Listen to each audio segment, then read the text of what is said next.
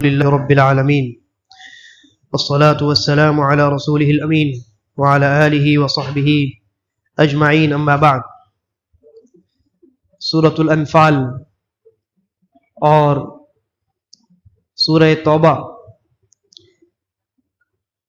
کی تلاوت نماز تراویح میں کی گئی ہے۔ سورۃ الانفال کی مکمل تلاوت ہوئی اور سورۃ التوبہ کی ابتدائی آیتوں کی اچھے خاصے حصے کی تلاوت ہوئی۔ تقریباً 3/4 حصے کی تلاوت سورۃ التوبہ کی مکمل ہوئی۔ سورۃ الانفال اور سورۃ التوبہ یہ دونوں ہی مدنی سورتیں ہیں۔ سورۃ التوبہ کی ابتدا میں آپ نے یہ ملاحظہ کیا ہوگا کہ بسم اللہ الرحمن الرحیم لکھا ہوا نہیں ہے۔ اس کی وجہ یہ ہے کہ اللہ تعالیٰ نے اس سورہ کی ابتدا میں بسم اللہ نازل نہیں کیا۔ اب سوال یہ ہے کہ کیوں نازل نہیں کیا؟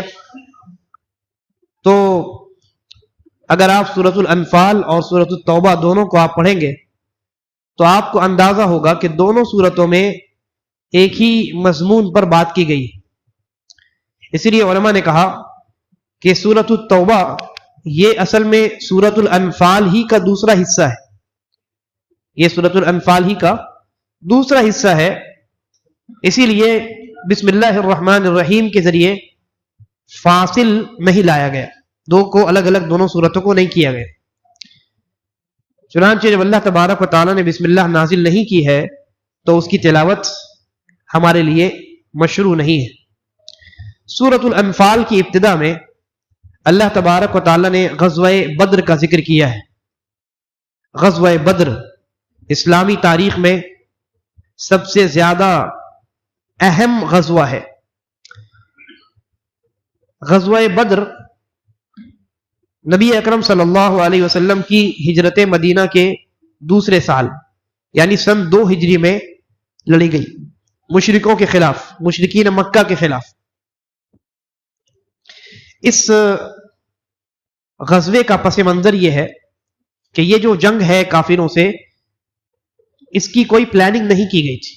غزوہ بدر جو ہے اس کی کوئی پلاننگ نہیں کی گئی تھی کہ پہلے سے صحابہ کرام تیار ہو اور جنگ کا خطہ تیار کر لیا گیا ہو کہ ایسے ایسے لڑا جائے، اتنے اتنے ہتھیار ہوں، اتنی سواریاں ہوں، ایسا کچھ نہیں تھا۔ جنگ بدر جو ہے یہ اچانک لڑی گئی اور یہ اسلام کی سب سے پہلی جنگ۔ اور جنگ بدر کے لڑے جانے کی جو وجہ بنی وہ یہ کہ ابھی 2 سال قبل صحابہ کرام ہجرت کر کے مکہ سے مدینہ آ گئے۔ بہت سارے صحابہ کرام ایسے تھے جن کا مال، جن کا گھر، زر، سب کچھ مکے میں رہ گیا۔ مکہ والوں نے اپنا ہی سامان انہیں اپنے ساتھ لے جانے کی اجازت نہیں دی، بلکہ کچھ صحابہ کرام تو ایسے بھی تھے جنہوں نے اپنی بیوی اور بچوں تک کو چھوڑ دیا، مکہ والوں نے لے جانے کی اجازت نہیں دی۔ مال و دولت کے بارے میں کہا کہ یہیں سے کمایا ہے تو یہی چھوڑ کر کے جاؤ، لے کر کے جانے کی اجازت نہیں۔ لہذا مکے میں صحابہ کرام رضی اللہ عنہم کا بہت سارا مال پڑا ہوا تھا، مال بھی تھا، جائیدادیں بھی تھی۔ تو ہوا یوں کہ رمضان کے مہینے میں مکہ سے ایک قافلہ نکلا۔ حضرت ابو سفیان جو اس وقت ابھی مسلمان نہیں ہوئے تھے، فتح مکہ کے موقع پر انہوں نے اسلام قبول کیا، وہ قریش کے سرداروں میں سے تھے۔ ان کی سرکردگی میں ایک قافلہ، ایک تجارتی قافلہ نکلا، اور وہ قافلہ ملک شام جا رہا تھا، اوپر کی طرف۔ مدینہ مکے سے نیچے مکہ ہے، اوپر کی طرف شام کی طرف وہ جا رہا تھا۔ اور آپ کو معلوم ہے سورہ قریش آپ پڑھیے کہ مشرکین مکہ جو ہے وہ سال میں 2 بار تجارتی سفر کیا کرتے تھے، ایک بار ملک شام جایا کرتے تھے اور ایک بار ملک یمن نیچے کی طرف جایا کرتے تھے۔ تو حضرت ابو سفیان رضی اللہ عنہ کی سربراہی میں وہ تجارتی قافلہ نکلا مسلمانوں کو خبر ہوئی اور شام جانے کا جو راستہ ہے وہ راستہ مدینے سے لگ کر کے جاتا ہے. جب مسلمانوں کو خبر ہوئی تو مسلمانوں کو اللہ کے نبی صلی اللہ علیہ وسلم نے اس قافلے پر حملہ کرنے کا حکم دیا. کیوں؟ اس لیے کہ مکے میں ان کے جو مشرک رشتہ دار ہیں یا مکے میں رہنے والے مشرکین ہیں، انہوں نے مسلمانوں کا مال اپنے پاس زبردستی روک رکھا تھا، اور دوسرا اس لیے تاکہ مشرکوں کی شان و شوکت پر ضرب پڑے، ان کی طاقت و قوت پر ذرا چوٹ پڑے. لیکن وہ مس ہو گیا. ابو سفیان رضی اللہ عنہ کو خبر مل گئی، انہوں نے راستہ بدل دیا، شام چلے گئے. اس کے بعد ملک شام سے اور راستہ تو بدل دیا اور خبر کر دیا کہ ان لوگوں کو، مشرکین مکہ کو خبر بھیج دیا کہ یہ جو صحابہ ہے جو یہاں سے ہجرت کر کے گئے ہیں یہ ہمارے قافلے پر حملہ کرنے کے لیے آ رہے تھے. اب جب یہ خبر وہاں پہنچی، یعنی مکے کے مشرکوں کو یہ خبر ملی، خاص کر کے ابو جہل کو، تو وہ بہت غصے سے لال پیلے ہو گئے اور 1000 کا لشکر لے کر کے مدینے کے اوپر چڑھائی کرنے کے ارادے سے نکلے. نبی اکرم صلی اللہ علیہ وسلم کو بھی خبر مل گئی اور 17 رمضان المبارک، یہ وہی سال ہے سن 2 ہجری جس سال رمضان کے روزے بھی فرض ہوئے، یعنی پہلی مرتبہ صحابہ کرام حالت روزہ میں ہے. 17 رمضان المبارک ہے اور خبر ملتی ہے کہ 1000 کی تعداد لے کر کے ابو جہل وغیرہ مکے سے مدینے کی طرف بڑھ رہے. نبی اکرم صلی اللہ علیہ وسلم نے صحابہ کرام کو حکم دیا کہ اب جہاد کا موقع آ چکا ہے، نکلو. چنانچہ صحابہ کرام کے پاس جو کچھ تھا تو کچھ نہیں، اور تعداد بھی بہت کم تھی، بہت کم تعداد تھی. صحابہ کرام کے پاس جو کچھ تھا وہ لے کر کے نکلے.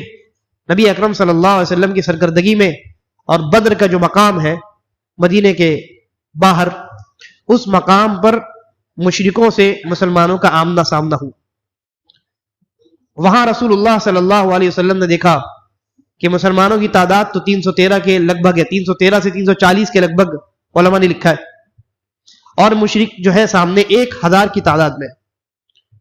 چنانچہ نبی اکرم صلی اللہ علیہ وسلم نے دعا فرمائی. اللہ رب العالمین نے اسی دعا کا تذکرہ کیا ہے، کہا اذ تستغیثون ربکم، جب آپ اپنے رب سے مدد مانگ رہے تھے، فاستجاب لکم، تو آپ کے رب نے آپ کی دعا قبول کر لی اور یہ کہا انی ممدکم بألف من الملائکۃ مردفین، کہ میں 1000 فرشتوں کو ایک کے بعد ایک تمہاری مدد کے لیے بھیجوں گا. اور یہ دعا کیسی تھی؟ اس دعا کا تذکرہ حدیث کے اندر آیا ہے. حدیث کے راوی حضرت عمر بن خطاب رضی اللہ عنہ، جنہوں نے اپنی آنکھوں سے یہ پورا منظر دیکھا، موجود تھے، فرماتے ہیں لما کان یوم بدر، جب بدر کا دن تھا، نظر رسول اللہ صلی اللہ علیہ وسلم الی المشرکین وهم 1000، اللہ کے نبی نے مشرکوں کو دیکھا وہ 1000 کی تعداد میں، واصحابہ 319 رجلا، اور آپ کے ساتھی صحابہ کرام 313 ہیں. فاستقبل نبی اللہ صلی اللہ علیہ وسلم القبلہ، تو نبی اکرم صلی اللہ علیہ وسلم قبلے کی طرف متوجہ ہوئے. معلوم ہوا کہ دعا کے آداب میں سے یہ ایک اہم ادب ہے کہ قبلے کی طرف ہو کر کے دعا کیا جائے. ثم مد یدیہ، پھر آپ نے اپنے دونوں ہاتھوں کو اٹھایا، یہ بھی ادب ہے، ہاتھ اٹھا کر کے دعا مانگنا.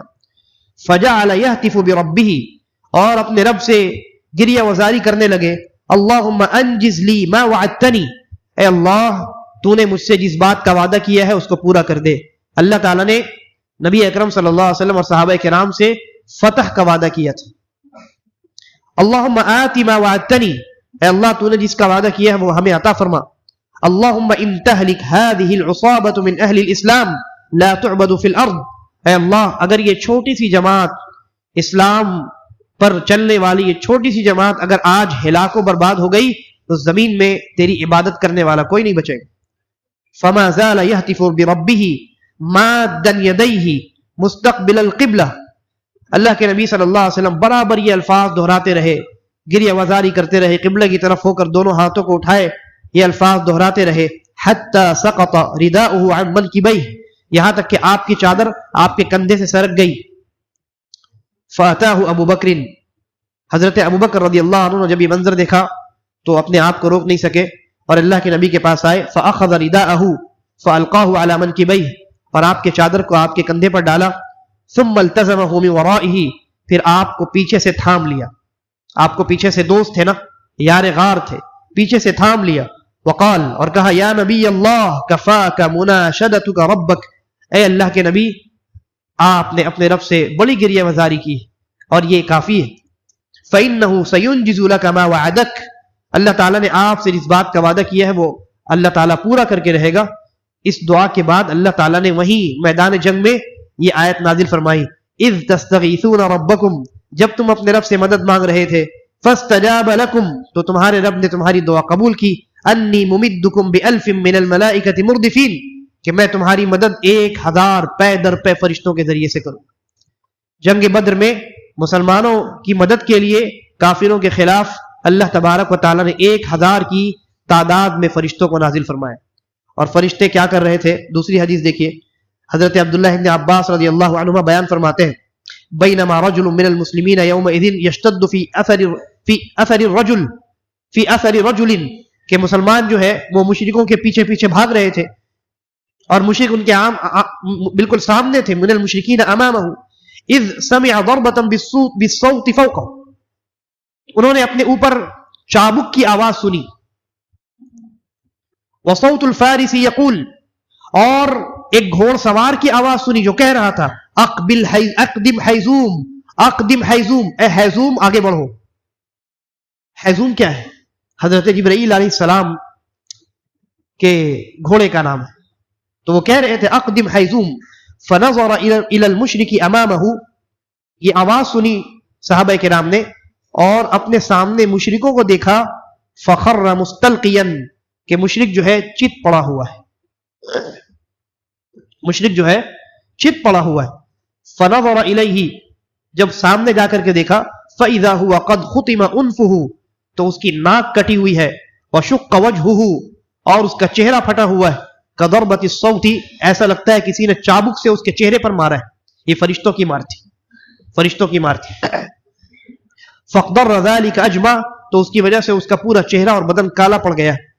فجاء الانصاری فحدث بذلك رسول اللہ صلی اللہ علیہ وسلم، انصاری صحابی ایک تھے، وہ نبی اکرم صلی اللہ علیہ وسلم کی خدمت میں حاضر ہوئے اور اللہ کے نبی کو بتایا کہ اللہ کے نبی ہم نے ایسا ایسا دیکھا. آواز سنی، اور جب آواز سنی تو دیکھا کہ مشرک جس کے پیچھے ہم بھاگ رہے تھے وہ اچانک گرا اور اس کی ناک کٹ گئی، چہرہ پھٹ گیا اور جسم کالا پڑ گیا، اور ایسا لگا کہ کسی نے چابک سے بہت زور سے اس کو مار کر کے ہلاک کر دیا. فقال، تو نبی اکرم صلی اللہ علیہ وسلم فرمایا، صدقت، تم نے سچ کہا. ذلك من مدد السماء الثالثة، یہ جو ہے اللہ تعالیٰ نے تیسرے آسمان سے تمہارے لیے مدد نازل فرمائی تھی. فقتلوا يومئذ 70، تو صحابہ کرام نے جنگ بدر میں 70 مشرکوں کو قتل کیا. وَأَسَرُوا 70، اور 70 مشرکوں کو قید کیا. اسی طرح ایک اور روایت ہے، حضرت رفاعہ ابن رافع رضی اللہ عنہ کی فرماتے ہیں، جاء جبریل الی النبی صلی اللہ علیہ وسلم فقال، جبرائیل علیہ السلام اللہ کے نبی کے پاس آئے اور پوچھا، کہا، ما تعدون اہل بدر فیکم، کہ بدر میں شامل ہونے والے جو لوگ ہیں صحابہ کرام ہیں ان کا مقام و مرتبہ آپ کے درمیان کیا ہے؟ قال من افضل المسلمین، نبی اکرم صلی اللہ علیہ وسلم نے فرمایا کہ بدر میں شامل ہونے والے صحابہ کرام سب سے افضل مسلمان ہیں، افضل ترین مسلمان ہیں.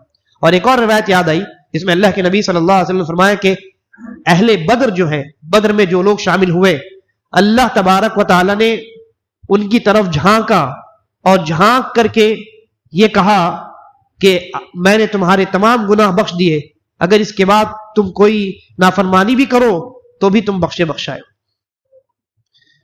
تو جبریل علیہ السلام نے پوچھا کہ اہل بدر کا آپ کے یہاں کیا مقام ہے؟ کہا من افضل المسلمین، کہ یہ مسلمانوں میں افضل ترین لوگ ہیں. او کلمۃ نحوها، یا اسی طرح کا کوئی جملہ کہا. قال، جبرائیل علیہ السلام نے جواب دیا، وَكَذَلِكَ مَنْ شَهِدَ بَدْرًا مِنَ الْمَلَائِكَةِ، اسی طرح بدر میں جو فرشتے شامل ہوئے تھے وہ فرشتوں میں افضل ترین فرشتے تھے. تو اللہ تبارک و تعالیٰ نے اس جنگ میں مسلمانوں کی مدد فرمائی اور مسلمانوں کو اللہ تبارک و تعالیٰ نے فتح عطا فرمائی، جبکہ مسلمان بڑی قلیل تعداد میں تھے۔ یہ سب کچھ اللہ تبارک و تعالیٰ پر توکل، مضبوط ایمان، مضبوط توحید اور شریعت اور دین اسلام پر مضبوطی سے کاربند رہنے کا نتیجہ تھا، جس کا تذکرہ اللہ تعالیٰ نے قرآن مجید کی دوسری آیت میں کیا وَأَنْتُمُ الْأَعْلَوْنَ إِن كُنتُم مُؤْمِنِينَ، تم ہی سر بلند رہو گے، تم ہی برتر اور تمام امتوں پر فوقیت تمہیں حاصل ہوگی، شرط یہ ہے کہ تمہارے اندر اس درجے کا ایمان ہونا چاہیے۔ لہذا اگر ہم توحید پر جمے رہے، ثابت قدم رہے، ایمان کو ہم نے مضبوط کیا، توکل اللہ تبارک و تعالیٰ پر ویسا ہی رکھا ہم نے جس طرح سے رکھنے کا حق ہے، تو کوئی بعید نہیں ہے کہ اللہ تبارک و تعالیٰ آج بھی مسلمانوں کو اسی طرح کی برتری عطا فرمائے گا جس طریقے سے صحابہ کرام کی چھوٹی سی جماعت کو اللہ تبارک و تعالیٰ نے مشرکوں کی ایک بہت بڑی جماعت پر برتری اور فوقیت عطا فرمائی تھی۔ اور پھر آگے پڑھیے گا تو آپ کو وہ آیت بھی ملے گی سورہ التوبہ میں، جس میں اللہ تبارک و تعالیٰ نے اس بات کا ذکر کیا ہے کہ ابتدائی اسلام میں صحابہ کرام چونکہ کم تعداد میں تھے تو اللہ تبارک و تعالیٰ نے ان کو ایک اور قوت عطا فرمائی تھی، اور وہ یہ تھی کہ ایک صحابی جو ہے وہ 100 مشرک کے لیے کافی تھے، ایک صحابی 100 مشرک کے لیے کافی تھے۔ لیکن بعد میں پھر اللہ تبارک و تعالیٰ نے یہ طاقت جو ہے کم کر دی، اور ایک صحابی 10 مشرک کے لیے ایک صحابی 10 مشرک کے لیے کافی تھے پہلے، پھر اس کے بعد اللہ تعالیٰ نے یہ یعنی طاقت جو ہے کم کر دی، کیونکہ مسلمانوں کی تعداد بڑھ گئی۔ جب تعداد کم تھی تو ایک صحابی کو اللہ تعالیٰ نے 10 کافر کے برابر کر دیا تھا، ایک صحابی 10 کافر کو قتل کرتے تھے۔ لیکن جب مسلمانوں کی تعداد بڑھ گئی تو اللہ تبارک و تعالیٰ نے پھر بھی طاقت باقی رکھی، لیکن طاقت کو ذرا کم کر دیا اور کہا کہ اب جو ہے تم میں سے ایک مسلمان، ایک صحابی 2 کافر کے برابر۔ تو یہ سب کچھ جو ہے وہ ایمان اور توحید کا ثمرہ تھا، نتیجہ تھا۔ آج ہماری جو حالت ہے اور مسلمانوں کی جو حالت ہے اس کی ایک بہت بڑی وجہ، بلکہ سب سے بڑی وجہ یہ ہے کہ مسلمانوں کے یہاں ان کا ایمان کمزور ہے، ان کے یہاں توکل نہیں ہے، دین پر اور شریعت پر وہ ٹھیک ڈھنگ صحیح طریقے پر کاربند نہیں ہے، اور سب سے بڑی چیز ان کے یہاں توحید نہیں ہے، بلکہ ہر طرف شرک کا دورہ ہے۔ جس دن شرک ختم ہو گیا اور توحید پر لوگ کاربند ہو گئے، پھر سے وہی طاقت و قوت، وہی شان و شوکت اللہ رب العالمین مسلمانوں کو دوبارہ عطا کرے۔ اللہ رب العالمین ہم تمام کو نیک سمجھ کے توفیق عطا فرمائے۔